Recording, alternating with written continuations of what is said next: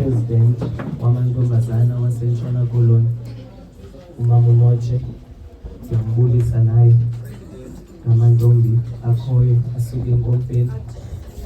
Ndibulise umongameli wam. Xa kunobakho into iyathanda ke umongameli wam andikhwaza phakathi kwabantu.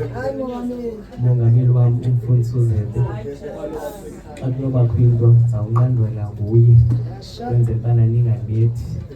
Ndibulise ootata abakhoyo, ndibulise oomama abakhoyo, ndibulise wonke umntu okhoyo ngelihle igama lomfeli lomvukeli wam onguYesu Kristu. Molweni bazalwane. Ndivuma le ngoma Sister Makhasi,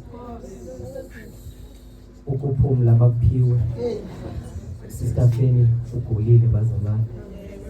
Thina abantu abambonileyo esibhedlele isihlandlo saninzi, ndiyanqina into yoba ukuphumla bakuphiwe.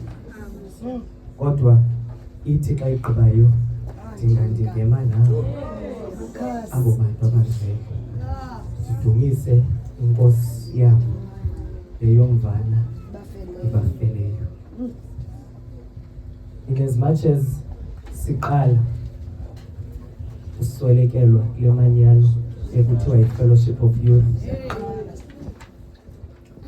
samiselwa ngo-2019, kodwa ngo-2025 xa funeke ndehlile uThixo wathi andizokwazi ukwehla ndingakhange iqale ixhomi ibhaki yomntu.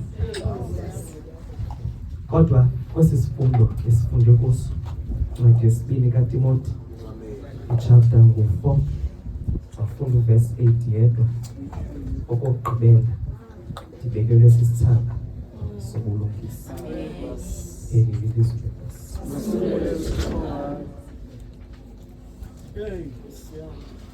Okokugqibela ndibekelwe isithanga sobulungisa. Ekugqibeleni there's a crown endilindeleyo. Usihle ke simnika le crown namhlanje ukuba ekugqibeleni kukho i-crown endilindeleyo. Ayiqali ke iFreeman Bavuma ukuswelekelwa. Sivale kwimanyano ezindala singcwaba ilungu laseFreeman Bavuma, Sister Njamela. Ibhaki yethu yokuqala esiyixhumayo namhlanje ikwaseFreeman Bavuma kaSister Feni. Bazalwane baseFreeman Bavuma, uThixo unithandile. uThixo unithandile bazalwane baseFreeman Bavuma. Kodwa ngoku uThixo waphinda wanithanda ngenxa kaSihle. Ndixakwe ivesi Sister Makhaphela sukela namhla endavayo into yobana uSihle usesibhedlele. If I'm not mistaken, I think ndandiseBhayi, kodwa ndeva into yoba uSihle usesibhedlele. Kwathi ngenxa yento kokuba ngaba andisebenzi ndedwa, ndisebenza nekomiti yabantu abatsha, yakhawuleza ikomiti yaya kwa oko yayombona uSihle. Asonela apho ekubuyeni kwam saya noNongxowa sayobona uSihle. Abandaziyo ke ndingumntu ondwebileyo xa ndithanda, kodwa ndafika phayana andavula nelinye ilizwi. Kwancedakala into yobana bendihamba noNongxowa. Kodwa xa siphumayo uthi uNongxowa kum masithandaze President. Ukuba uyakhumbula makaSihle, ndithe xa ndithandazayo icebo likaYehova liza kuma. Leli cebo ke namhlanje elibangela into yobana sibe lapha, kuba brother Tyangi lelo cebo elimileyo namhlanje. Uthixo ke uthandile family lapha kwaFeni into yokuba ngaba makamthathe uSister Feni amsondeze kuye, ngoba kaloku uzivile inhlungu, kwaye kuziveni kwakhe inhlungu wabona uThixo into yokuba ngaba kwinhlungu zonke kungcono into yobana makamthathe. Ibiyincoko masiphakathi kwakhe noThixo wakhe ekuncokoleni kwakhe noThixo wakhe wathi Nkosi ukuba nguwe itsho ndize ndihamba phezu kwamanzi. Akhange ke aqale atshone akhange aqala atshone kodwa ngenxa yoba yena ebelibambile ukholo lwakhe wanyanzeleka waya kuThixo ehamba phezu kwamanzi. That is why namhlanje sisithi ekugqibeleni okokugqibela ndilindele sisithaba esobulungisa. Abayaziyo Sister Gcina lento sithetha ngayo nguPawulos ubhalela uTimothy. Uthe ekubhaleni kwakhe uTimothy uyambhalela esentilongweni ebanjwe okwesibini eseRoma. Uhleli phansi uyabhala because uyayazi into yokokuba ngaba ufikelele ekugqibeleni kobomi bakhe. Uyayazi into yokokuba ngaba ufikelele kwinto zokuba ubomi bakhe bona buyaphela, and so uyambhala uyamkhuthaza into yokokuba ngaba kule ndlela ozayihamba kuzabakho amahla ndenyuka. Uyamkhuthaza into yokokuba ngaba njengoba besendikufundisile ngaphambili into yokokuba ngaba go and represent amazwi kaThixo kwintlanga ngentlanga. Ngoku kufikelela ithuba lento yokokuba ngaba ndihlale phansi mna wena uthatha indawo njengomntu ozawulandela. Kwenzeke loo nto kuSihle. uSihle befundisiwe ngabantu abaseFreeman bavuma indlela yokumkhonza uThixo. uSihle ebefundisiwe indlela yokuthandaza into yokokuba ngaba xa uthandazayo yincoko phakathi kwakho noThixo. Ufundisiwe uSihle ngokufunda iBhayibhile, wakwazi nokuziphicotha iindaba ezilungileyo. Kongoku ekugqibeleni ulindele sisithaba esobulungisa. And so ubhalile ke ngoku uPetros, ubhalile uPawulos ebhaleni kwakhe ubhala le letter. Uyamyala uthi xa iqalayo le verse I charge you, uthi xa iqala le chapter I charge you. Thina ke singamarhabe siyayazi into yokokuba ngaba xa kuthiwa i-charge kuthetha ukuthwani na, because kaloku the greatest commission esiyinikiweyo nguThixo thina kukuhamba siyokwenza abafundi kwintlanga ngentlanga. Siyabe siyaloba abantu. uSihle ke wenze loo nto xa benxibele ebhatyi, wahamba kwezi strato zalapha eThepheThephe. Abantu bambona uSihle enyuka esehla kwezi strato. Mhlawumbi abanye bebesithi xa bemjonga bajonga imeko yakhe bafike zingadibani. Kodwa noba kunjalo waqhubekeka uSihle wahamba kube besazi okokuba ngaba okokugqibela isithaba sona sobulungisa simlindele ekugqibeleni. Uthi ke ngoku apha ezantsi uPawulos uyamchazela into yokokuba ngaba kule ndlela ozayihamba kuzabakho abantu abangazofuna uyiva le nto wena ozayithetha kubo. Kuzabakho abantu abazawufuna ukuva le nto bona bafuna ukuyiva, bayeka ukuva ilizwi likaThixo. Kodwa through it all uzuhlala ungashukunyiswa wena, uzuhlale wena uthetha iindaba zikaThixo. Sizothetha loo nto family kweli khaya lamhlanje okokuba ngaba uThixo uSihle ebenencoko phakathi kwakhe noThixo. Okokugqibela ndilindele sisithaba sobulungisa sister Qunta. Wavela lamazwi ke ngoku wathi because mna I have fought the good fight, I have ran the race. Ukholo lona ndiligcinile sogqiba ndilindele sisithaba esobulungisa. Esisithaba ke esithetha ngaso brother Gyanki asithethi ngesithaba nje, hayi asithethi ngesithaba nje, sisithaba sobulungisa. Ukuze usifumane esisithaba sobulungisa funeka uqala uqonde into yokokuba ngaba uThixo yena usezawuphinda abuye. And so thina sihleli kule ndawo singamarhabe kasibane sisithi ndiyakholwa kuThixo onamandla onke. Kuka xa uhlele nje ezantsi ifikithi uzawuthi abuye athavele khona eza kugweba abahleliyo nabafileyo. Ithetha into yokokuba ngaba siyakholwa into yokokuba ngaba uyeza kwi-second coming uThixo, and ekubuyeni kwakhe sizawube thina silindile. Okwesibini lukholo lwakho oluza kunceda into yokokuba ngaba ufumane sisithaba esithetha ngaso namhlanje. Xa usozibambile ezo zinto ezombini uzawulunga ke ngokwena kwisithaba esobulungisa. Asinikwa nabangubani na isithaba sobulungisa bazalwane, because abanye abantu bayakwazi ukuyihamba indlela kanti abathethi lento abayihambayo. Abanye abantu Sister Zova bayakwazi ukuyihamba indlela kanti it is for their own benefit njengokubana kuzawuzuzeka abantu. Kodwa Sister Feni akhange kube njalo kuye, akhange kube njalo kuye uSister Feni. Kuba uSister Feni ebesazi into kokuba ngaba ulindele sisithaba esobulungisa ekugqibeleni. Xa ubaleka ebomini Sister Qunta sivile ngosihlalo wathi zininzi izinto ezimehleleyo uSister Feni wakhe wahlala nohlala phansi uSister Feni kule ndlela ebeyihamba. Kodwa ngenxa yento kokuba ngaba kwakuthiwa lize litshe liphele wanyanzeleka uSister Feni aphinda avuthulule aphinda yongena ePremier Bavuma aphinda yophakamisa kwale bhathi sizothetha ngayo namhlanje yento kokuba ngaba wena Thixo unguye uThixo kwaye ndiyakwamkela. Uthi umhlabeleli ndingayisa ntoni na efanele, ndingakunika uqobo lwam because usihle wenze njalo naye ukuze sibe silapha kule ndawo khona ukuze azofumana isithaba sona esobulungisa. Ewe kaloku usihle kaloku zenzekile izinto. Uba uYobi ebekhona ketsekile ebeza kusixelela uYobi izihlandlo zonke ezenzekileyo kuye. Idithi iBhayibhile yam xa ithetha ngoYobi amashwa kaYobi Sister Nomthi ithi iBhayibhile yam izihlandlo zifo brother ketsekile kuba nekufika abantu bazomxelela into kokuba ngaba besihleli kwafika umoya besihleli brother Mqala kwenzeka into ethile. Kodwa ndiyamthanda uYobi xa ithethayo uthi uYobi uyacheba inwele zakhe uxawuzula ingubo zakhe abantu abatsha. Emveni koko uthi xa ithethayo ndeza ndize ezweni kodwa ndizawuphuma ndikwaze. UYehova femela sekhaya onikayo, uYehova othabathayo.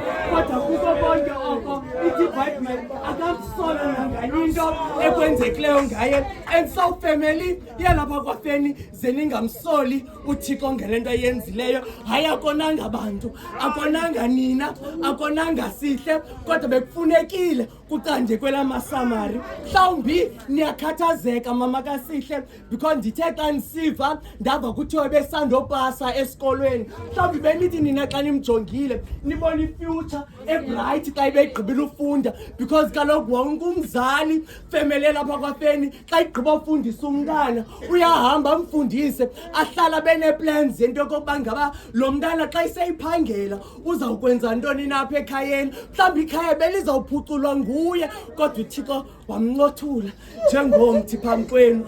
So namhlanje sizothi okokugqibela sukunika isithaba sobulungisa. Thulani nithi cwaka femele kwaThixo because uThixo besazi into yoba nebesenza ntoni na. Nangexesha brother Dyanki kusenzeka lento uThixo bekhona akhange anqabe nangelinye ithuba ebekhona nangexesha uSihle afunyanwa ngikhensa ngo-2023 uThixo bekhona yasuka ikhensa kuye kodwa yaphinda yabuya. Kodwa wakhona uThixo naxa kunjalo kuba yena unguye uThixo. Kodwa nali namhlanje unyamezelo uqikidekile uSihle, uqikidekile uSihle Sister Morale endleleni. Akhange kube lula uSihle kodwa noxa kungakhange kube lula kube njalo kodwa uSihle wabanebuyelela eqoqele etempileni. Ukugqibela kwami umbona uSihle lokhu kwi-Presbytery Conference akhange ndiyazi noyazi into yokokuba ngaba ebegula kwasenkompeni kodwa wathi enxeba ejingxela nobebejingxela wathi uyaya kuThixo. OYesu uthembisile kubafundi bakho wathi kuzuko kulo koba lapho nabo. OYesu ndivumile ndofa ndisakhonza ndomeleze ndihambe nawe njalo Yesu akubela sithaba sobulungisa sizamnika. Kwenzeke loo nto ke uSihle akhange kube kuthandabuzeka uSihle akhange sibize ezi meetings simenzelele uSihle kodwa sizothi namhlanje nalo unyamezelo labangcwele, nalo unyamezelo labangcwele, nalo unyamezelo labangcwele family yakwaSihle, nalo unyamezelo. Kubuhlungu kunjalo kodwa namhlanje sizothi nanku uSihle ukuphumla ukuphiwe uyohlala eyonwabile. Inyembezi zisuliwe kuye Sister Qunta. Sithe xa besisiya sathatha ithuba siyikomiti sisenkomfeni yomama sathi makhe sibaleke siyikomiti sibheke ePretoria siyombona lo mzalwane xa nifika pha ndiyabuza into yokokuba ngaba uyatya na iyaphuma impendulo ithi akasatyi uphila ngamanzi qha ngathi inkosi yam ifuna uba yintoni nale nto ofuna uyenza kodwa namhlanje nalicebo likaThixo nantsi le nto uThixo ebefuna uyenza ngalo lonke ixesha nantsi le nto uThixo ebefuna sizoyibona namhlanje kweli khaya nantsi le nto uThixo ebefuna sizothetha kweli khaya namhlanje sisithi it shall be well. Yazi sometimes even if God doesn't make sense he is still God. Mhlawumbi nani niyathandabuza family yalapha ekhaya into yokokuba ngaba kanti ebephi nalo Thixo ngexesha simthandazayo ngizonixelela namhlanje yokokuba ngaba uThixo ebemamela imithandazo yenu kodwa wathi xa imamela imithandazo ithi iBhayibhile yam brother Dyanki kukho ingxoxo phakathi koSathana noThixo uyabuza uThixo into yokokuba ngaba umgqalile na umkhonzi wami uyabuza uSathana zamgqala njani na ngokubulele athetha nani ke oYobhi namhlanje nini family lapha kwaFeni bekukho ingxoxo phakathi koThixo noSathana ngani wathi uThixo into yokokuba ngaba ndiyakunika ndiyavulela amasango uzuwenze zonke izinto endifuna uzenza kodwa umphefumlo wakhe uzungawuchukumisi and indeed umphefumlo kaSihle akhange uchukumiseke because ubheke ezulwini apho inhlupheko nenhlungu zingekho khona apho umphefumlo wona ufanele ubheka khona brother Dyanki kanti usebenza kaloku apha ezantsi emhlabeni uThixo kaloku siyabolekwa apha ezantsi emhlabeni siyabolekwa apha ezantsi emhlabeni ngexesha elifanelekileyo uyafika umnikazi wento afika zoyithatha into angakhange aqale nalapha kuni abuza into yokokuba ngaba mhlawumbi uba beqale kuni benizawubuza into yobana manzi umthatha uSihle thatha lowa kodwa wathi uThixo ndifuna kanye lo nimthembileyo khona ukuze nina nizawungqina kuThixo nithembele kuThixo. Okugqibela ndilindele sisithaba sobubume le bhaki esithetha ngayo namhlanje siyayibona i-black and white bazalwane ukuba ke wena awuyazi kabi uzawubhideka ngabantu abatsha into yokokuba ngaba banxiba ntoni na zimbini iuniform zethu abantu abatsha zimbini iuniform zethu family yalapha ekhaya kukho leya enavy siyayibona ikhona phakathi kwethu emveni koko kubekho nalena emnyama zawuthetha ke ngalena emnyama kuba uSister Feni ebenxibe yona uSister Feni uthe xa igqibosebenza uSister Feni Sister Makhasi wabanenyuka esehla kwezi strato ebanenyuka esehla kwezi strato ebenxiba lengubo bazalwane balapha eThepethepe ebenxiba lengubo ebesithi xa inyuka esehla kwezi strato mhlawumbi abanye abantu bebona ithemba xa bebona uSihle mhlawumbi abanye abantu bebesithi xa bebona uSihle bazibone koba ngaba asiba owami umntana uphila because kukho abazali abatshoyo into yokokuba ngaba ingasikowami umntana afane nalowa wakwaFeni ibi-role model ke le awunxibe ezambatho uba yi-role model ebantwini abantu bathi bejonge kuwe Sister Makhasi bathi abantu bejonge kuwe bathi abantu bejonge kuwe Sister Njengele babona into yokokuba ngaba indeed lithemba apha abanye abantu bathi behamba endleleni bamise kuthiwa khasithandazele nawe ke njengamKrestu uyama uyathandaza because kaloku unxibe ezambatho awuzinxibi ke ezambatho uba ukholo lwakho awumanga kulo Sister Phumetyeni uba ukholo lwakho lubhetyebhetye izaqaka le uniform namhlanje le uniform awuyinxibi nje Sister Njengele le uniform uthi xa uyinxiba uqala uqonde koba ngaba ubuqale wathandaza before uyinxibe khona ukuze izinto ozawudibana nazo kule ndlela uyazazi koba ngaba uzilungele mntana makhwana emveni koko uyinxibe ke ngokule uniform uthi xa uphuma usehla kwesi strato ube usazi koba ngaba no weapon formed against me shall prosper because kaloku uThixo yena unguye uThixo kwaye uThixo yena uzenzile izinto ebomini bethu. Unyana wolahleko unyana wolahleko Sister Manqongoza uthe unyana wolahleko uthe unyana wolahleko esawufumana izinto zonke wabaleka kokwabo wahamba wayomisa intente zakhe kwenye indawo wathi xa igqibomisa intente zakhe kwenye indawo kwathi ngenxa yento yokuba ngaba uphume ngomgunyathi ekhaya, kwathi ngenxa yokuba ngaba uphume ngomgunyathi ekhaya waqonda into yokokuba ngaba le ndlala elapha izandibulala, ngcono ndihambe ndiphinde ndibuyele ekhaya. Ithi iBhayibhile endiyifundayo uthe xa esiza wanento azixelele uba xa ifikile uzafika ithethe bawondonile ngakuyo imithetho yakho. Andisafanelekanga nokubizwa njengomnye wabantwana bakho, kodwa khawundenze ndibe ngomnye wamaqeshwa bakho. Nanku umqeshwa kaThixo uthe ezenzile izinto zelizwe, kodwa wathi andisafanelekanga nokubizwa nanjengomnye wabantwana bakho, kodwa khawundenze ndibe njengemqeshwa wakho. Kaloku singabantu abatsha, ngamanye amaxesha inyama iyatsalela enyameni. Ndingumhlabeleli wasewisile, ithi indlela iyazi ibithanda ukungatyi inyama. And so singabantu abatsha, kodwa ebutsheni bethu siyayazi yokokuba ngaba sinelizwi likaThixo kwaye sinobomi ngalo.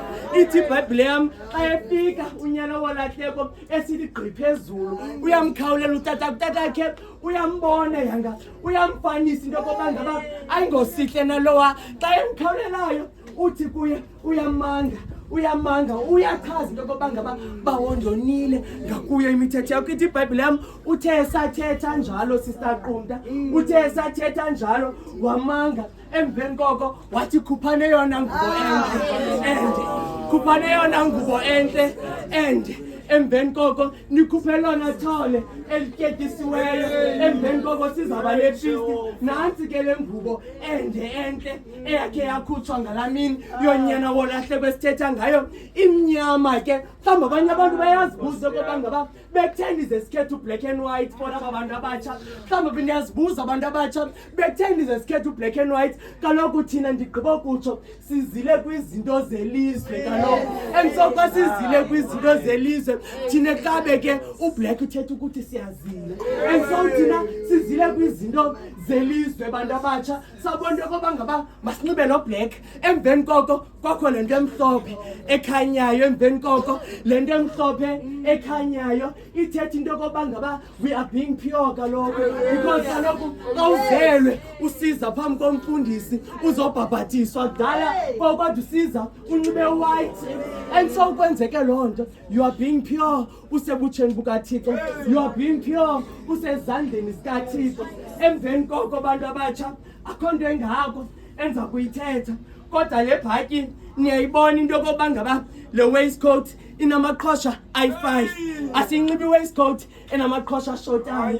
Emveni koko ivalwe ngala maqhosha amabini abayi-2. Ithetha ukuthi 7. Thina ke singabantu abatsha siyamazi u7 uthetha ukuthini.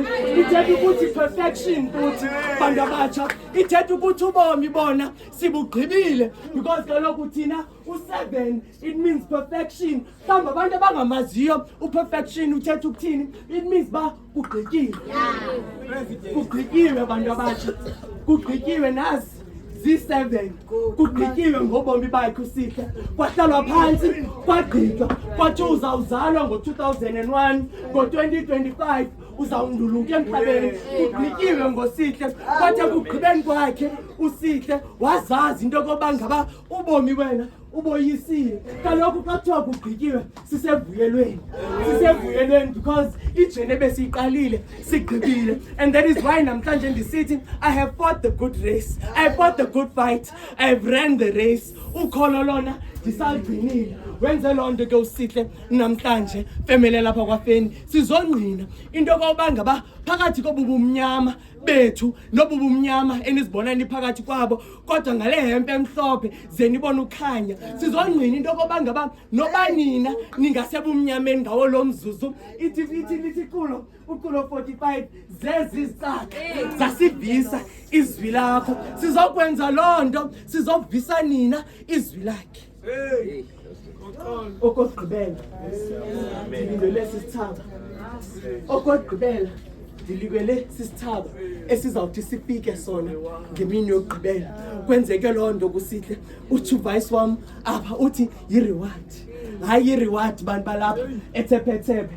i-reward awusuke ke uyifumane i-reward. Mhlawumbi uzazibuza okokuba ngaba ndenze njani, andifuni noba undikwete undibuze into okokuba ngaba ndenze njani. Kholwa ngenhliziyo ngomlomo ukuthi uThixo yena unguye uThixo. Uzabe sosithathile istep sokuqala, emveni koko ubheke nalapho na apho umoya wakho ukuthuma khona. Asithi zehlabe, asithi zehlabe, yiya apho umoya wakho ukuthuma khona. uThixo lo ke simkhonzayo uyafana kwindawo zonke. uThixo simkhonzayo unabantu bakhe ngamaxesha onke, ubagcine banceda ezindaweni zonke. Okugqibela ndilindele sisithaba sezulu. Andizayixhoma ke ngoku bantu abatsha, andizayixhoma nanjengaphi umntu, nanjengaphi na umntu waseRhabe. Bakho laa nto ekuthiwa yinkonzo yomnqophiso. Laa nkonzo yomnqophiso ke sesithatha izifungo, sithatha izifungo side sithi usibeke noba koluphi na uluhlu ofuna ukusibeka kulo. Usihle ke uthe xa ethatha ezo vows, usihle zomnqophiso, kanti akayazi usihle into yokokuba ngaba she will be living through the stages zala covenant ayithathayo. And so namhlanje yiyo ke le nto sithetha ngayo, ndibeke noba koluphi na uluhlu ofuna undibeka kulo naThixo, because utshilo wathi liwala phakade mandizifihle kuwe. Okugqibela bantu abatsha, okugqibela ndibekele isithaba sobulungisa. Ngamagunya ke endawanikwayo yile president nangabantu abatsha, ndiyavakalisa into yokokuba ngaba ibhatyi kaSister Sihle Feni siyayixhoma namhlanje ngale mini ye-14 kaSeptemba. Sixhoma ke egameni loyise, egameni lonyana, nasegameni lomoya oyingcwele. Masithandaze Sister Phumekeni.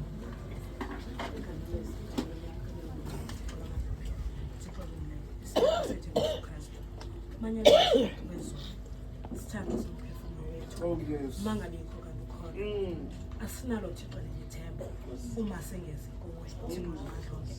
Asinayo enye indawo esingakhaleli kuyo Thixo namandla uma singajiki kuwe Thixo namandla, ngoba wena wasifela Thixo namandla. Nansi ke somandla ibhatyi kaSister Feni Thixo namandla ixhonya namhlanje Thixo olungileyo, ngoba Thixo namandla uyisebenzela Thixo namandla bebulaleka ezantsi emhlabeni Thixo olungileyo, ngoba kodwa Thixo olungileyo sathenjisa ukuthi zii-avaroli zethu zokuxovula amadaka Thixo namandla beqovula ngayo Thixo namandla ebulaleka zininzi izinto Thixo namandla beke wahlala Thixo olungileyo, ngoba Thixo namandla kule ndlela esiyihambayo akahlaba neva Thixo namandla kodwa waphinde wacinga uba kanene ndandivumile ngomlomo uba ndizawuthwala umnqamlezo Thixo namandla, ngoba kaloku wena Nkosi wasithembisa ezwini lakho wathi nyathela napho ndinyathele khona ukuze ningabuvi ubunzima bomnqamlezo Thixo namandla. Singaba bantwana Thixo olungileyo abaze ngobuso elizweni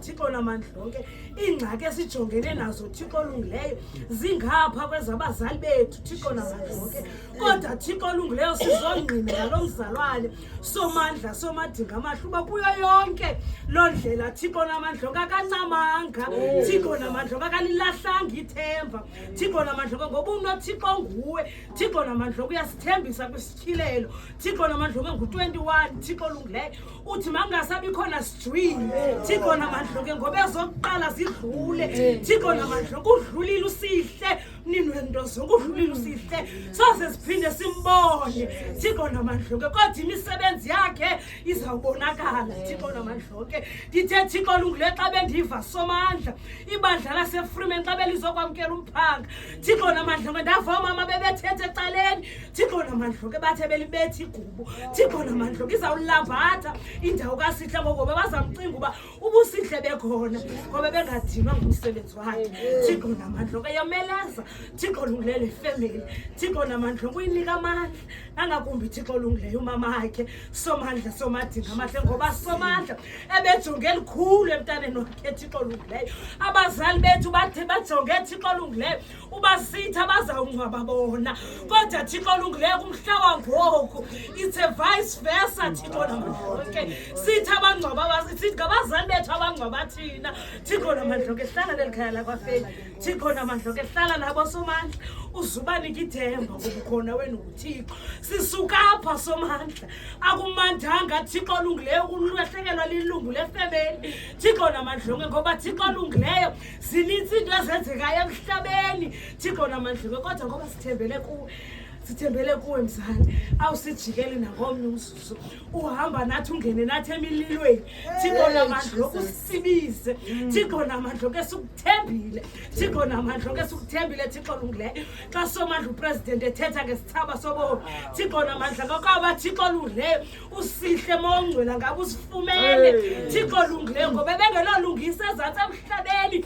kodwa Thixo namandla onke ebelisebenzela izulu Thixo namandla onke, ngoba naye ngumntana nentombi yomntu Thixo namandla onke, kodwa uthi usihle Thixo namandla onke uye wayithatha i-call from his God uba Thixo ndithathe, wasabela Thixo olungileyo. Ndabona uYesu Thixo namandla onke xa ekhwaza phezu kolwandle Thixo namandla onke, ndamva umfundi esithi ukuba nguwe Nkosi itsho ndize. Usabele Thixo lomzalwane, usabele Somandla, kunzima kunjalo kungemandanga Thixo namandla onke. Xa Thixo olungileyo ebesenza izifungo ngawonke amaxesha Thixo namandla onke, kodwa Thixo olungileyo wayisebenzela ibhatyi yakhe Thixo olungileyo. Uzuhlala nale family ke Thixo namandla onke, xa izawukwenza umsebenzi kaSihle Thixo namandla onke, uzubanika amandla, ubanika umonde, ubanika ukunyamezela, ngoba Thixo olungileyo inhliziyo zilihlwini Thixo namandla onke, sonakele emiphefumulweni Thixo namandla onke, ngoba uSihle ebengengumuntu osisithethi Thixo olungileyo, kodwa bethi wawukuthetha umbona uba ayikho le nto ekudala ndisho uba kasosithethi Thixo namandla onke. Andizava zange ndava ke Thixo namandla onke nangemini enye ekhala usihlalo wakhe athi uSihle uyandixoxisa Thixo namandla onke. Hlala nale family, uhlale nebandla laseFreeman Thixo namandla onke, hlala nale youth yaseWestern Cape Thixo namandla onke, uziyomeleza ngamaxesha wonke. Sithembele kuThixo nguwe ngoba siyazi wena ngawonke amaxesha uyasenzela. In the mighty name of Jesus Christ, amen.